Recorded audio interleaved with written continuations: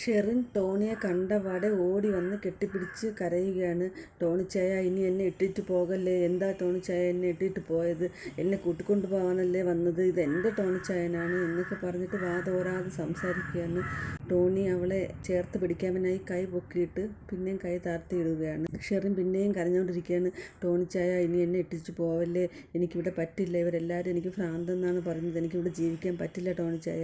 ഞാനും വരുന്നു. എന്നെയും കൊണ്ടുപോവാ ടോണിച്ചായ." ഇത് തന്നെ പറഞ്ഞുകൊണ്ടിരിക്കുകയാണ്. ടോണിയുടെയും കണ്ണ് നിറയുന്നുണ്ട്. ടോണി അറിയാതെ അവളെ ചേർത്ത് പിടിക്കുകയാണ്. ഇത് കണ്ട് ഷെറിൻ്റെ നാത്തൂനോടെ നിൽപ്പുണ്ടായിരുന്നു. അവർ സങ്കടത്തോടെ തിരിച്ചു പോവുകയാണ്.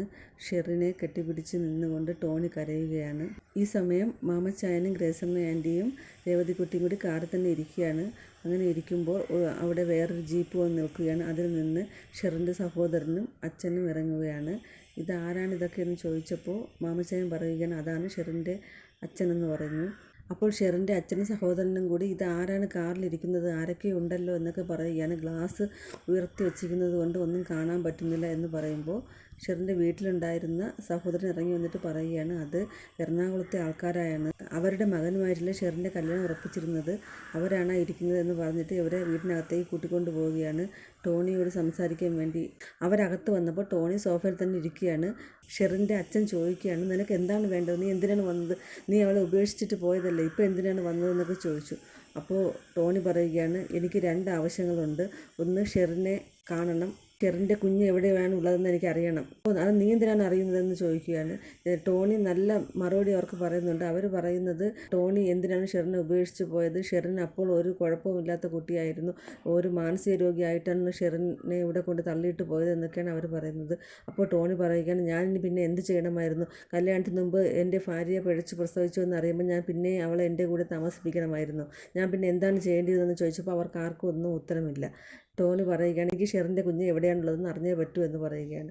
അവരെല്ലാണ്ട് ദേഷ്യപ്പെടുമ്പോൾ ടോണി അവർക്ക് ചുട്ട മറുപടി തന്നെ നൽകുന്നുണ്ട്. അവസാനം അവർ കൂടിയാലോചിച്ചിട്ട് ടോണിയോട് പറയുകയാണ്, ജർമ്മനിയിലുള്ള ഒരു കുടുംബത്തിന് ആ കുഞ്ഞിനെ കൊടുത്തിരിക്കുകയാണ്. അവർ ദത്തെടുത്തുകൊണ്ട് പോയി. അവർക്ക് കുട്ടികളില്ല. അവർ ഈ കുഞ്ഞിനെ ദത്തെടുത്തുകൊണ്ട് പോയി എന്ന് പറഞ്ഞു. നെടുമങ്ങാടുള്ള ഒരു ഓർഫനേജിൽ നിന്നാണ് കുട്ടിയെ കൊണ്ടുപോയതെന്നാണ് അവർ പറഞ്ഞത്. ടോണിക്ക് അതത്ര വിശ്വാസമായില്ല. എന്നാലും ടോണി അവിടെ നിന്ന് മടങ്ങിപ്പോവുകയാണ്. കാറിൽ കയറിയിട്ട് മാമച്ചനങ്ങളോട് പറയുകയാണ്, "നമുക്കിനി പോകാമെന്ന്" പറഞ്ഞു. അപ്പോൾ രേവതിക്കുട്ടി പറയുകയാണ്, "നമ്മളപ്പോൾ ഇത്രയും ദൂരം വന്നത് വെറുതെ ആയില്ലേ.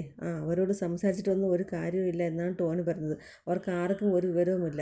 അവരുടെ പിഴച്ച് പ്രസവിച്ച മകളെ എനിക്ക് കെട്ടിച്ച് തന്നിട്ട് ഞാനാണ് ഇപ്പോൾ തെറ്റുകാരൻ. വിവരമുള്ളവരോട് സംസാരിച്ചിട്ടല്ലേ കാര്യമുള്ളൂ. ഇവരോടൊന്നും സംസാരിച്ച് നമുക്ക് ദേഷ്യം വരുമെന്ന് പറയുകയാണ്. ഷെറിനെ കണ്ടോ എന്ന് ചോദിച്ചപ്പോൾ ടോണി പറയുന്നു, "അതിനെപ്പറ്റി ഒന്നും സംസാരിക്കേണ്ട. എനിക്ക് ടെൻഷൻ കയറുമെന്ന്" പറയുകയാണ്. ടോണിക്ക് യഥാർത്ഥ ഷെറിനോട് നല്ല സ്നേഹമുണ്ടെന്നാണ് തോന്നുന്നത്. ഈ സമയം ഷെറിൻ ബാഗ് പാക്ക് ചെയ്യുകയാണ് ടോണിയുടെ കൂടെ പോകാൻ വേണ്ടി. ടോണി തന്നെ കൊണ്ടുപോകാനാണ് വന്നിരിക്കുന്നത് എന്നാണ് ഷെറിൻ വിചാരിക്കുന്നത്. ബാഗിൽ ഡ്രസ്സെല്ലാം എടുത്തു വച്ചിട്ട് പുറത്തിറങ്ങിയപ്പോൾ ടോണിയെ കാണുന്നില്ല. അപ്പോൾ ഷെറിൻ്റെ നാത്തൂൻ പറഞ്ഞു, "ടോണി പോയി. നീ എന്നെ വിളിച്ചപ്പോൾ നീ വിളി കേട്ടില്ല, അതുകൊണ്ടാണ് പോയതെന്നൊക്കെ പറഞ്ഞു." "ഇല്ല, എന്നെ കൊണ്ടുപോകാനാണ് വന്നത്. എന്നെ പോകാതെ പോകില്ല" എന്നൊക്കെ പറഞ്ഞ് ഷെറിൻ അറിയുകയാണ്. അപ്പോൾ ഷെറിൻ്റെ അച്ഛനും സഹോദരന്മാരും അങ്ങോട്ട് വന്നിട്ട് ഷെറിനെ വഴക്ക് പറയുന്നതാണ്. "കുടുംബത്തിന് നാണക്കേടുണ്ടാക്കാൻ വേണ്ടി ജനിച്ച ജന്തുവാണ്. കയറിപ്പോടി അകത്തെന്ന്" പറഞ്ഞ് അപ്പച്ചൻ വരട്ടിയപ്പോൾ ഷെറിനകത്ത് കയറിപ്പോയി. ഷെറിൻ അവിടെ വാതിലടച്ചിരുന്നിട്ട് ഇരുന്ന് പൊട്ടി കരയുകയാണ്.